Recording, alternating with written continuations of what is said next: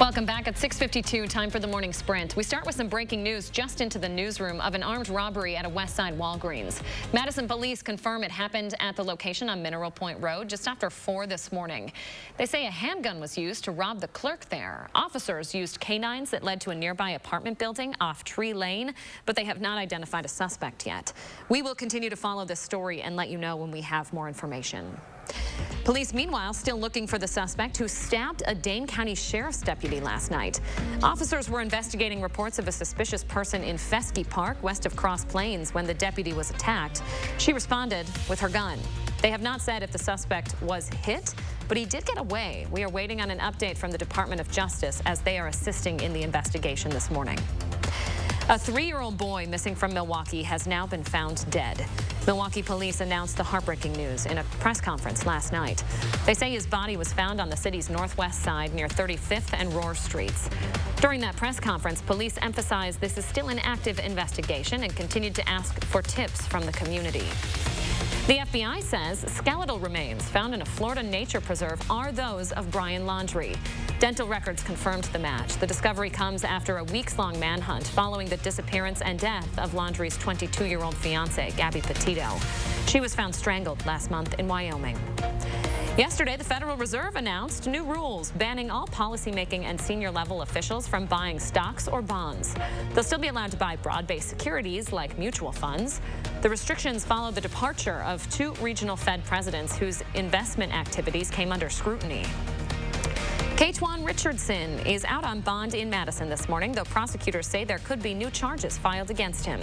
He's the man wrongly implicated in a shooting on State Street that left an officer injured. The DOJ says another officer shot that officer, not Richardson, though police maintain Richardson's gun did go off during the incident. More on this full story can be found over on channel3000.com.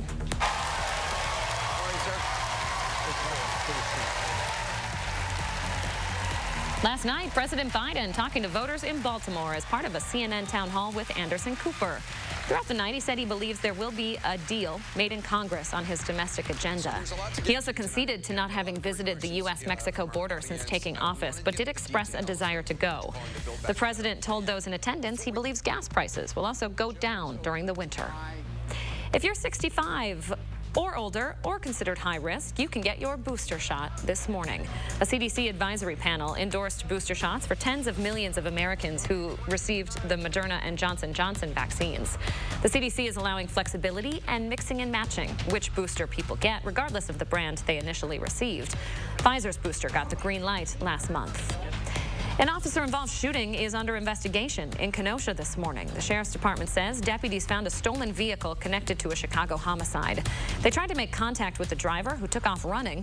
A canine was deployed but was shot in the forehead by the suspect. Deputies then shot the suspect. Both the dog and that man are expected to recover. 45 seconds. You'll need a little bit of extra time as you head out the door this morning to give yourself a quick scrape. Not a super thick frost, but nonetheless, we are having the first frost of the season right now. That means you'll want your jacket as you head out the door. No need for the umbrella today. Take the sunglasses, but we're also going to see some cloud cover streaming into the picture as well. It's already happening.